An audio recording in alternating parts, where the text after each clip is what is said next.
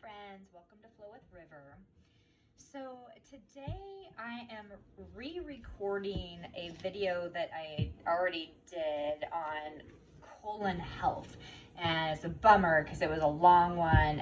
It was just that when I recorded it, there was a fan going in my background, so every time I would move, it would be like, psh, like the audio was just terrible. So I am going to redo that because I'm doing a little flow right now of, my psyllium seed fiber shakes that I was talking about doing in the morning when I'm cleansing or not. I'm prepping my juice right now. It's juice day for me.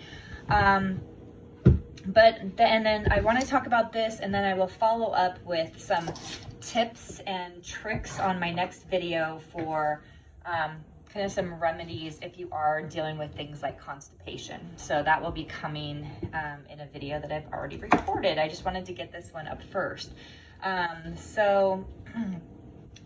Colon health. Now, in my opinion, taking care of your colon should be an absolute fundamental place that you start when it's looking at your health. This is something that we should start doing when we are young. This should be knowledge that we have, because if you are not able to either absorb nutrients from your colon or to properly rid yourself of everything that's passing out of your system, and get rid of the waste, then those toxins are going to be going nowhere. They're just going back into your system. So I'm really passionate about colon health. I really do think it should be a cornerstone of all treatments. I want to tell you a little story before I kind of dive in about a family member of mine, my dear aunt, who I love to death and who died way too early due to colon issues. So what happens, I guess before I tell you that, let me explain just a little bit about the colon in general. So the digestive tract starts in our mouth, and it's like a tube. Imagine a hose, like a garden hose that goes from your mouth out your butt, right? It doesn't go in and then go other places. It's a solid closed system. So when you eat food, it goes down into your stomach where it's digested, and then it goes through a one-way valve into your small intestine. Now the small intestine is the largest part of your colon. So it's two parts: the small intestine and the large intestine. The small intestine is the largest. I feel like there was I don't remember if this was just the small intestine or if it involved the large intestine too, but I remember hearing one thing where if they laid out all the surface area that is in the colon, it would, the small intestine, large intestines, it would cover an entire tennis court. So that is like all of the pockets. So both the small and large intestine have all of these pockets. So imagine a tube that has all of these crevices, and what that does is it increases the surface area for your body to be able to, in the small intestines example, that's where we absorb all of our nutrients, majority of the nutrients. A little bit gets absorbed in the large intestine, and in the large intestines, that's where the toxins are sucked out and then pooped out, if you will. So imagine that surface area kind of looking like Jabba the Hutt's skin. That's kind of what I like to correlate it to. So it has all of this area to absorb. So what happens when people are eating, so first of all, we need fiber in order to create bulk that passes through our large intestine, our colon, out. So if you are eating a diet that is high in processed foods, a standard American diet, if you will, where you're not having necessarily a lot of fresh fruits and vegetables. And fresh, when I'm saying fresh, I don't necessarily, I mean, they can be cooked. I'm just saying like you're eating fruit out of a can, or veggies out of a can, or they're processed, like they're in microwave dinners or TV dinners, or, you know, things like that.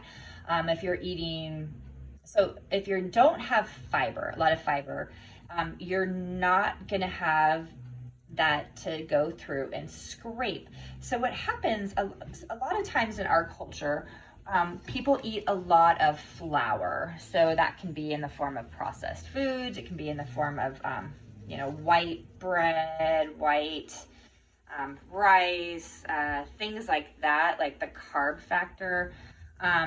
On that note, I would like to say that if you guys ever made paper mache, where you take flour and water and then you mix it up, it's like this liquidy thing, and then you let it harden and it I mean, I knew a guy who made drums out of paper mache out of flour and water, and you put it on paper and it just makes it hard. So it's kind of the same philosophy. I like to use that as an example when I'm talking about what happens in our large intestine. So if we're having those kind of products go into our system and we don't have the bulking fiber to go through and scrape it off, what ends up happening is it's like paper mache on your large intestine. So it ends up coating it and coating it and coating it. So imagine if your large intestine is this wide. Let's see, there we go. If it's this wide, and you have a layer of paper mache that makes it a little thinner at the opening, and then another layer. And over the years, the older you get, the more it gets to the point where you could have a really tiny little hole that everything's trying to pass through. Now, the stuff a lot of times that lines the colon is called mucoid plaque. Some of the first cleanse I ever did was a colon cleanse by Arise and Shine that I absolutely love. This colon cleanse uses these herbs that kind of aggravate your large intestine, your colon, to kind of the walls of your large intestine. So it kind of makes it easier for things to pull off of, if you will. And you do fiber. So much like the psyllium husk powder I was talking about that I do in the mornings when I'm cleansing, but also when I'm not cleansing, because it is just a great, easy source of having that fiber that's going through your system and adding that bulking agent. So the colon cleanse was awesome because it would have the fiber and bentonite clay, which that absorbs the toxins, and it would go through and it would scrape and just pull out. So, you know, when I cleanse, I look at my poo because it's fascinating what comes out. If you're doing a colon cleanse, it's fascinating. So the mucoid plaque is like pitch black often, and it's sometimes so hard that I couldn't even like poke a chopstick through it. And a lot of times it has this green slime that's like pulled off, and it's just, once you get it out, you're like, oh my gosh, I'm so happy that is out of me. And it just smells so bad. I mean, poop smells, but this is like taking that to another level. So love colon cleanses. Now, you know, any kind of cleanse that you're going to do is going to allow your body, any cleanse, but a lot of cleanses are going to allow your body just a chance to get that gunk out of there. So when you do psyllium, like, so I'm doing a juice cleanse right now, a juice smoothie cleanse. So I have fiber from my smoothie and from my psyllium. But not from the juice. So when it goes through and comes out the other end, the cool thing about the psyllium is you can actually see the folds of the large intestine in your poop. So it's kind of fun. I'm kind of geeky around that world. Now, let's see. So back to my aunt. So she, you know, she was an older lady, and she had been eating, I'm sure, a pretty standard American diet for most of her life. And she started getting all of this pain in her, stomach area. So she went to the ER. They didn't see anything, and so they sent her home, and then she went back. I don't remember how long later. It wasn't that much longer, and they still found nothing. But I mean, she was in excruciating pain and hadn't had a bowel movement. And I feel like she hadn't had a bowel movement for quite a long minute. Now, if you're not having a poop every day, you need to really be checking yourself. A typical healthy person oftentimes will have 2 or 3 in a day, and poos should really be pretty darn easy and come out without straining and having to sit on the toilet for a long time. I think I sometimes poop faster than I pee. But anyway, so back to my aunt. So the final time that they came in, that she came in, was actually the time that she died on the table. And sorry, I'm so sad that I, when you have the knowledge, sometimes it's like, oh, I wish I would have shared, so here I am sharing now.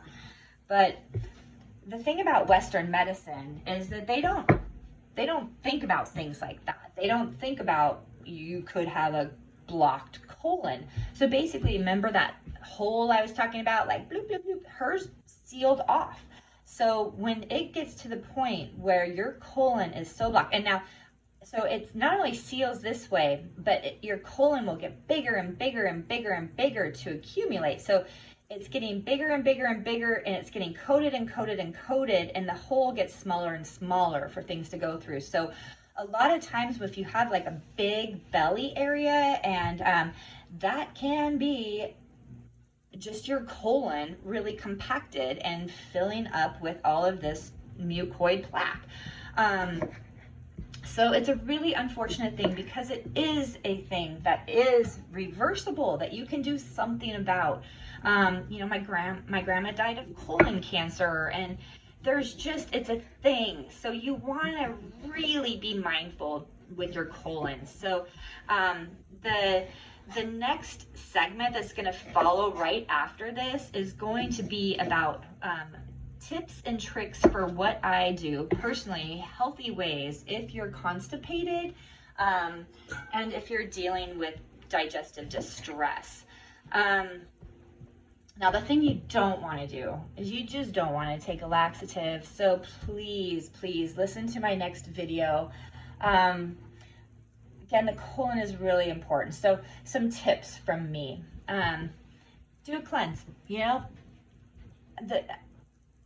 even if it's just a couple days of eating nothing but, real food. So like fruits, vegetables, nuts, seeds, leave the grains out for a couple days, and, leave out all the processed and packaged and, frozen TV dinners and things like that. And just spend a few days like eating really healthy, real food.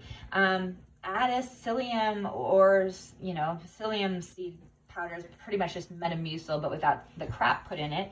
I haven't investigated Metamucil to see if they've come further than they were back in the day, but it's cheaper to buy just the powder. So, take that every day.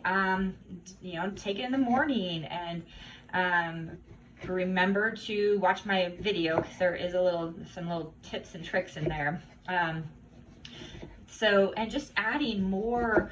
I remember when I was going to health coaching school, they were talking about how like half of your plate should be full of, leafy greens and vegetables. So that is fiber. So you really want to get that in your diet. You also want to make sure you're getting enough water, because, if you're constipated, your poop gets really hard.